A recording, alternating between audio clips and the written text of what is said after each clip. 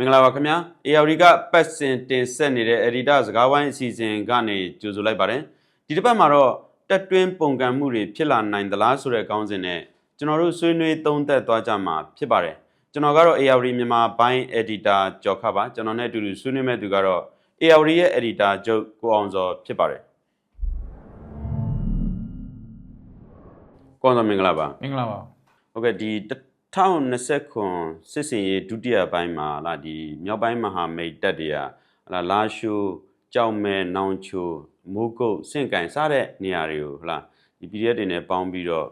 တိမ့်ပိုက်နိုင်လိုက်တာရှိတယ်ဆိုတော့ဒီထဲမှာစစ်တိုင်းကြီးတစ်ခုဖြစ်တဲ့အရှေ့မြောက်တိုင်းစစ်ဌာနချုပ်လာရှိုးအခြေစိုက်ပေါ့လေအရှေ့မြောက်တိုင်းစစ်ဌာနချုပ်ရမခကိုပါတိုက်ယူနိုင်လိုက်တယ်ပေါ့နော်ဆိုတော့ဒီရမခကြာရှုံးမှုဟာပေါ့ဒီစစ်တပ်အတွက်လည်းတကယ်ကိုတမိုင်းဝင်ကြာရှုံးမှုတစ်ခုကြီးဖြစ်ခဲ့တာပေါ့လေဆိုတော့ဒီရမခကြာရှုံးမှုနဲ့ပတ်သက်ပြီးတော့တက်တွင်းရိုက်ခတ်မှုတွေဘယ်လိုရှိနိုင်လဲနောက်ပြီးတော့ဒီဟာနဲ့ပတ်သက်ပြီးတော့ပဲဟလာဒီ EOS တွေနဲ့ဟလာပြည်သူ့ကာကွယ်ရေးတပ်တွေကြားထဲမှာရောဘယ်လိုတက်ရောက်မှုတွေရှိနိုင်တယ်လို့များသုံးသပ်မိလဲဟုတ်ကဲ့ရှင်းပါတယ်ကျွန်တော်မြင်တာတော့လာရှိုးရမခကြာသွားပြီစစ်တပ်ထဲမှာလည်းစိတ်သက်ကြာသွားပြီဒီဘက်က ERO နဲ့ PDF ဖွဲ့တွေကတော့နိုင်စိတ်ဝင်သွားပြီလို့ကျွန်တော်တို့အဲ့လိုပြောလို့ရပါတယ်စစ်တပ်ကကြာဆုံးချိန်ရောက်ပြီလို့တော့ကျွန်တော်တို့သုံးသပ်လို့ရပြီ tipping point ကိုကျော်သွားပြီလို့လည်းကျွန်တော်တို့ပြောလို့ရတယ်ဆိုတော့အရင်တော့စစ်တပ်ကဘယ်တော့မှမကြနိုင်ဘူးစစ်တပ်က too big to fail လို့ပြောကြတာရှင့်စစ်တပ်ကတိတ်ပြီးကြီးတယ်ဒါကြောင့်စစ်တပ်ကမပြုံးနိုင်လို့ပြောတဲ့အတွေ့ခေါ်ရတယ်အခုဆိုရင်ဒီတွေ့ခေါ်ကခေဟောင်းမှာကြံခဲ့ပြီလို့လည်းကျွန်တော်တို့ပြောလို့ရတယ်ပေါ့နော်ဒီရမခကြတာကိုကြည့်မယ်ဆိုရင်ပေါ့နော်နောက်ဆက်တွဲတွေကျွန်တော်ဆက်တွေ့နေရတာဖြစ်ပါတယ်ဆိုတော့ဘာကြောင့်လဲဆိုတော့ဒီစစ်သားတွေရဲ့စိတ်ထဲမှာမနိုင်တော့ဘူးဆိုတဲ့စိတ်တက်ကဝင်သွားတာပေါ့အဲ့ဒါကအဓိကချက်တစ်ချက်လို့ကျွန်တော်ထင်တယ်အဲ့ဒီအတန်တွေကလည်းစစ်တပ်ထဲမှာပဲကြားနေတာဖြစ်ပါတယ်အခု social media မှာပဲကြည့်ကျွန်တော်တို့နဲ့နှီးစပ်တဲ့တိုင်ဝမ်တွေမှာပဲကြည့်အထဲထဲမှာရှိနေသေးတယ်ဖရဲသီးစစ်ဗိုလ်ချုပ်တွေစီကအတန်တွေပဲနားထောင်ဆိုရင်သူတို့စိတ်သက်အကြီးကျယ်ကြားနေတယ်သူတို့စိတ်သက်ကောင်းဆောင်တွေကိုစိတ်ပြက်လက်ပြက်ဖြစ်နေတယ်ဆိုတာကျွန်တော်တို့ကြားရတဲ့အတန်တွေဖြစ်ပါတယ်ဆိုတော့ကျွန်တော်ဒီရမခကျသွားတဲ့ကိစ္စနောက်ပြီးတော့ဗိုလ်ချုပ်ကြီးမင်းအောင်လှိုင်ရဲ့အနေအထားတွေကိုကြည့်ပြီးတော့ပြောရမယ်ဆိုရင်တော့ဒီဟစ်လာရဲ့နောက်ဆုံးနေ့များစာအုပ်တွေကိုပြန်ပြီးဖတ်နေရတယ်လို့မျိုးရုပ်ရှင်တွေကိုပြန်ပြီးကြည့်နေရတယ်လို့မျိုးကျွန်တော်ကတော့အဲ့လိုမျိုးခံစားရတယ်နောက်ဆုံးနေ့များကိုကြည့်နေရတယ်လို့ဖြစ်နေအဲ့တော့ဗိုလ်ချုပ်ကြီးမင်းအောင်လှိုင်ရောဗိုလ်ချုပ်ကြီးစိုးဝင်းရောလေကျုပ်ဗိုလ်ချုပ်ကြီးထွန်းအောင်ရောဟလာနောက်ပြီးထောင်လိုင်းရေးချုပ်ဗိုလ်ချုပ်ကြီးရဲဝင်းဦးတော့တာဝန်ရှိတဲ့ထိပ်ပိုင်းပုဂ္ဂိုလ်တွေအားလုံးထွက်မဲ့အချိန်တကူရောက်နေပြီဆိုတဲ့အတန်ကြီးတက်ထဲမှာကြားနေရတာဖြစ်ပါတယ်ဆိုတော့အဲ့ဒီအချိန်တုန်းကဒီတက်ချုပ်ပေါ့နော်ဝင်ကြီးချုပ်ယာယီသမရဟုတ်သူကဘယ်ရောက်နေလဲပေါ့အဲ့ဒီအချိန်ဆိုတော့ရမခကြတဲ့အချိန်မှာမြမအလင်းမှာပါလဲမြမအလင်းမှာပါလဲဆိုကျွန်တော်ကြည့်ရဟုတ်ကဲ့သူကတရက်သေးပါပဲလားဒီရမခကြတဲ့နေရာနေပြီးတော့ဩဂုတ်လ3ရက်နေ့မှာပဲသူကနေပြီးတော့မှရှိတဲ့ဒီမြမမြေထားစက်မှုနဲ့လျှက်စစ်အင်ဂျင်နီယာဌာနစက်ကောင်းတစ်တက်စင်ထုတ်လုပ်ရေးစက်ရုံနဲ့မျိုးသားပြတိုက်ကိုတွားရောက်ကြည့်ရှုစစ်ဆေးနေတယ်တဲ့အဲ့ဒါရမခကြတဲ့နေရာတစ်ချိန်နဲ့ပေါ့လ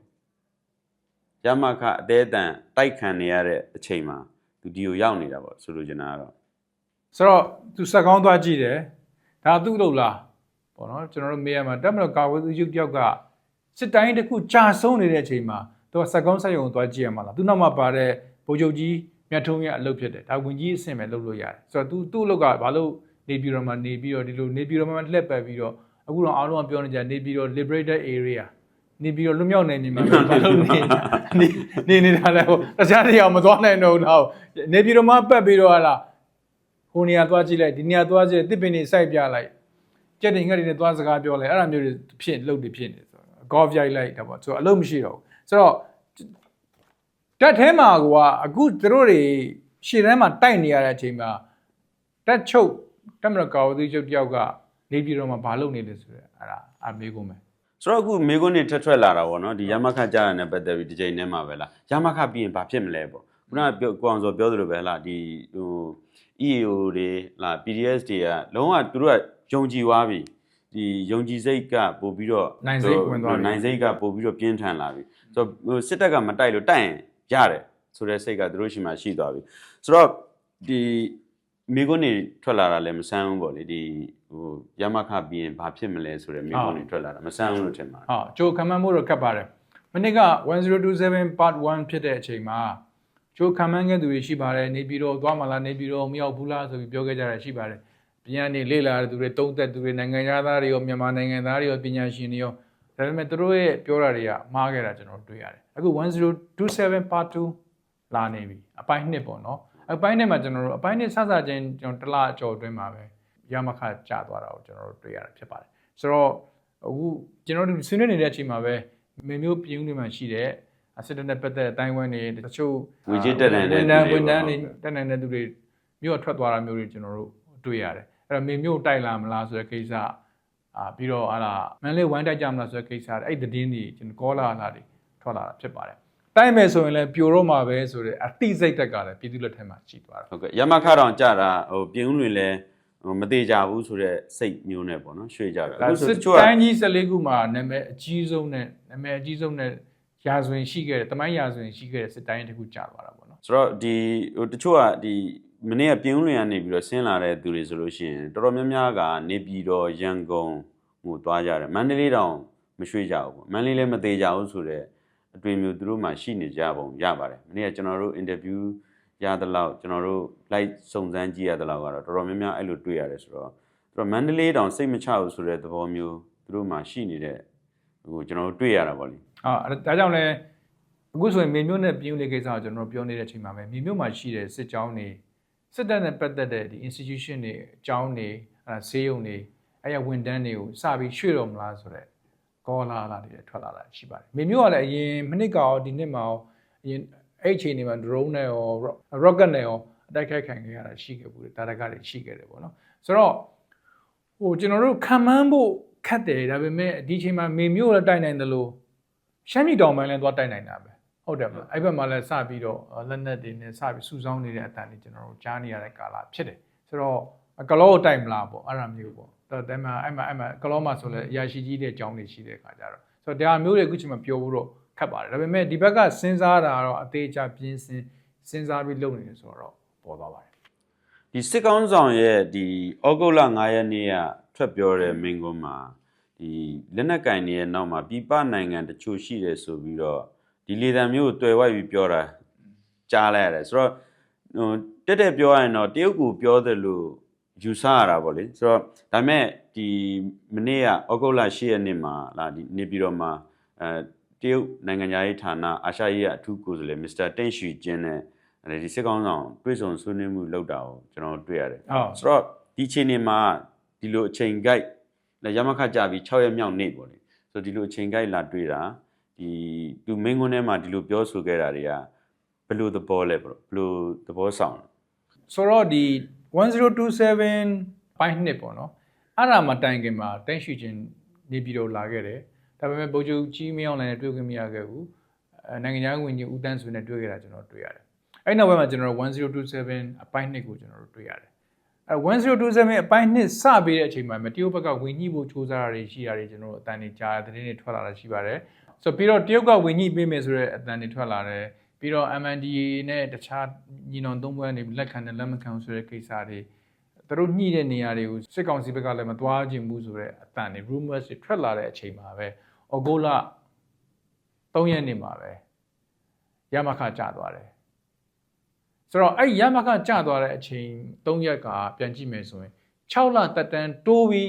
3ရက်နဲ့4ရက်အတွင်းမှာရမခကျသွားတာကိုတွေ့ရတယ်ဒါအရေးကြီးတယ်ဘာကြောင့်လဲဆိုတော့6လတက်တန်းတိုးမဲ့ကိစ္စမှာတရုတ်နိုင်ငံရဲ့သဘောထားဘယ်လိုရှိတယ်ဆိုတော့ကျွန်တော်တို့နှစ်ခါသုံးခါဆွေးနွေးခဲ့ပြီးသားဖြစ်ပါတယ်တရုတ်ကဘယ်လိုဖြစ်ချင်လဲဆိုတဲ့ကိစ္စပေါ့နော်ဆိုတော့ဒါဟာထူးခြားတဲ့ဖြစ်စဉ်တစ်ခုလို့ကျွန်တော်တို့ပြောလို့ရတယ်ဘာကြောင့်လဲဆိုတော့တရုတ်အနေနဲ့6လကိုတက်တန်းတိုးမှာမဟုတ်ဘဲနဲ့ဒီတက်ပို့ပြီးတော့လူလက်ခံမဲ့နိုင်ငံတကာလက်ခံနိုင်မဲ့နိုင်ငံရေးပြောင်းလဲတစ်ခုသူမြင်စေခြင်းမူရပါတယ်ဆိုတော့အခုတိန့်ရှိခြင်းကနေပြီးတော့လာတယ်ဗိုလ်ချုပ်ကြီးမင်းအောင်လှိုင်နဲ့တွေ့တယ်နေဆက်ကိစ္စတွေဆွေးနွေးတယ်အရင်ခေါင်းစဉ်တွေနဲ့ဆွေးနွေးတာမျိုးကိုကျွန်တော်တို့တွေ့ရပါတယ်ဆိုတော့တိန့်ရှိခြင်းအကြောင်းပြောမှဆိုရင်တော့ဒီခီးစဉ်ကြည့်ရတာတော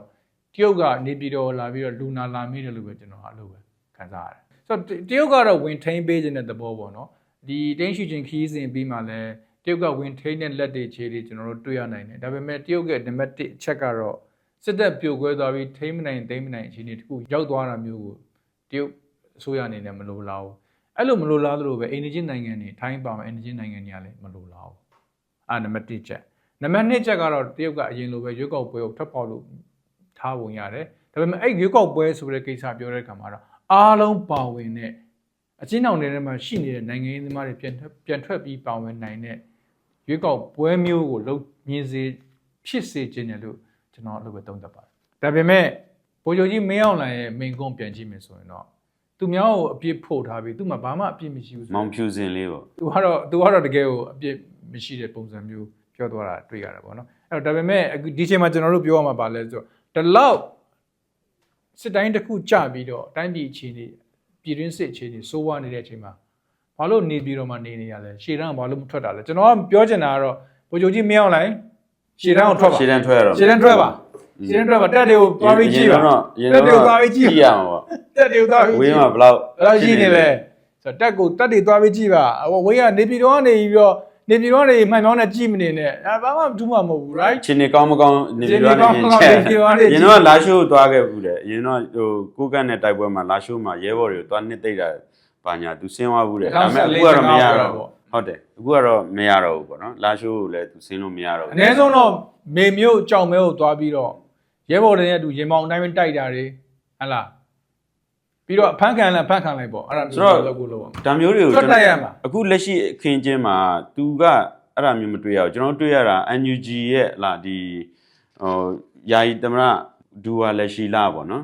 ်အငယ်ကိုကျွန်တော်တို့ဒီကြီးကအင်ကြီးတွေနဲ့တွေ့ရတယ်နောက်ပြီးတော့ကာကွယ်ဝင်ကြီးဥယျာဉ်မွန်တို့ပါဆိုလို့ရှိရင်တကယ်ရှေ့တန်းဒီဂရုတ်ချင်းတွေမှာဒီရိုက်ထားတဲ့ပုံတွေကျွန်တော်တွေ့ရတယ်ဒါပေမဲ့ခုနပြောတဲ့ဗိုလ်ချုပ်မှုကြီးမင်းအောင်လှိုင်တို့ခုနပြောတဲ့ပုံကိုယ်တွေကိုကျွန်တော်မတွေ့ရအောင်ရှေ့တန်းသွားတာအဲ့တော့ကျွန်တော်ပြောတာရှေ့တန်းကိုထွက်ပါလို့ရှေ့တန်းထွက်ပြီးတိုက်ပါရဲဘော်တွေစိတ်ဓာတ်တွေတက်သွားအောင်လို့ရဲဘော်စိတ်ဓာတ်တွေတက်သွားအောင်ဝေးကနေပဲဝေးကနေကြည့်မနေနဲ့ဝေးကနေကြည့်မရှင်းထွက်တိုက်ပါဆိုကျွန်တော်တို့အဲ့ဒါကိုပြောတာအဲ့တော့မိန်ကွန်းကိစ္စပြန်ပြောမယ်ဆိုရင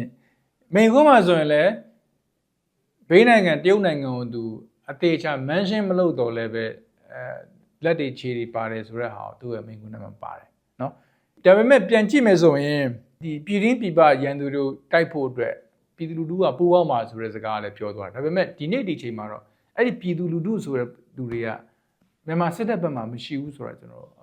တွေ့ရတာဖြစ်တယ်ပေါ့နော်အဲ့ဒါကိုလည်းကျွန်တော်တခုသွားတယ်သူတခြားနားမလဲဘူးဆိုတာပြရတယ်နောက်တစ်ခုကတော့နောက်ဆုံးတစ်ခုကတော့ပြောချင်တာလက်နက်ဆက်ကိစ္စတွေသူထုတ်ပြောသွားတယ်ကျွန်တော်တွေ့ရတယ်ဒါထူးဆန်းမဟုတ်ပါဘူးဒီနယ်ဆက်တစ်လျှောက်လုံးမှာလက်နက်ဆက်နေရှိတယ်ခုမှမဟုတ်အရင်တည်းကရှိနေကြတယ်ပေါင်း10နှစ်15နှစ်တည်းရှိနေပြီးသားဖြစ်ပါတယ်ဒါကြောင့်ရမခကြာဆုံးတာလားပေါ့နော်ဘာကြောင့်လဲဆိုတော့တကယ်တော့မြန်မာနိုင်ငံမှာရှိတဲ့အခုတက်မတော်လို့ခေါ်နေတဲ့မြန်မာစစ်တပ်မှာ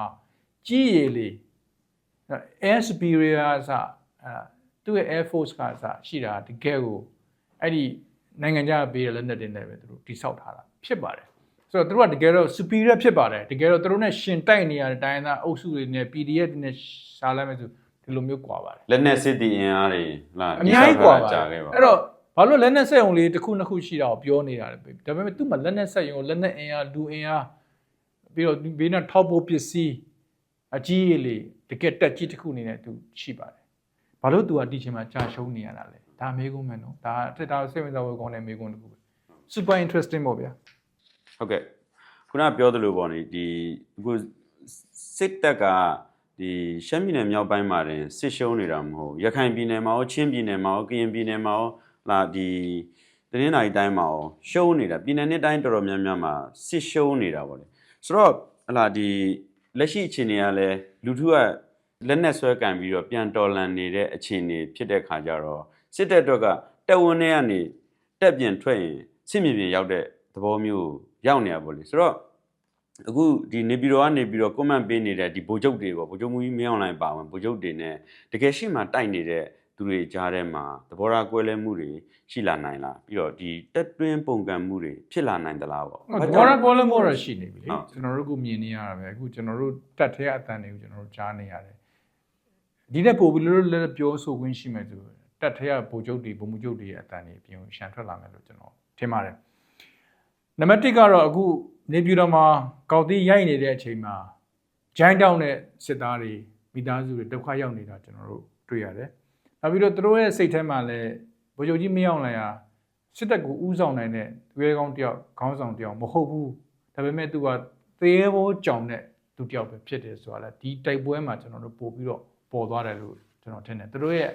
တိုင်းပြည်အသက်အိုးရင်စီးစိမ်နေမဟုတ်ဘဲနဲ့ဒီစစ်တပ်ကအသက်အိုးရင်စီးစိမ်တော့မှသူမကာကွယ်နိုင်မဆောင်ရှောင်နိုင်ဆိုတာကျွန်တော်တို့ပေါ်တယ်လို့ကျွန်တော်ထင်တယ်အဲဒါကြောင့်ကျွန်တော်သုံးသပ်တာကတော့တက်ထဲမှာရှိတဲ့ဗိုလ်ချုပ်နဲ့ဗိုလ်မှူးချုပ် level တွေကအတက်ရင်းလိုက်တတ်မှာလိုက်ပုံကဏ္ဍမျိုးတွေစန့်ကျင်တာမျိုးတွေဖြစ်လာနိုင်တယ်လို့ကျွန်တော်ထင်တယ်ဒီဘက်ကတောင်လိုင်းရဲ့အဖွဲ့တွေ NUG တို့ EAO တို့ ERO ကနေပြီးတော့ပူပေါင်းမှုပြောတဲ့ဟာမျိုးတွေသူတို့ရဲ့တင်နေက view ရတယ်ထုတ်သုံးတာမျိုးတွေရှိတယ်ကျွန်တော်တွေ့ရတယ်ဒါပေမဲ့တကယ်ဖြစ်လာနိုင်တာကတော့ဒီဘက်ကိုလာတာပဲဒါပေမဲ့တကယ်ဖြစ်လာနိုင်တာကတော့ဒီလိုအခြေအနေဆက်ပြီးတော့ဆိုးသွားရမယ်ဆိုရင်တော့ဆိုးဖို့လည်းရှိနေပြီဆိုချိန်မှာတော့ကျွန်တော်မြင်တာကတော့စစ်တပ်ထဲမှာရှိတယ်တကယ်ဗိုလ်မှူးချုပ်နဲ့ဗိုလ်ချုပ် level တွေတရင်နဲ့တက်မှာတွေကစပြီးပုံကံတာမျိုးတွေဖြစ်လာနိုင်တယ်ဗိုလ်ချုပ်ကြီးမရောက်နိုင်လို့ဖြုတ်ချဖို့ဟာတွေဖြစ်လာနိုင်တယ်အဲ့ဒါတွေကပိုဖြစ်လာနိုင်တယ်လို့ဟုတ်ကဲ့ကွန်ဆိုကျေးဇူးတင်ပါတယ်ကျေးဇူးပါကိုကျော်ပါ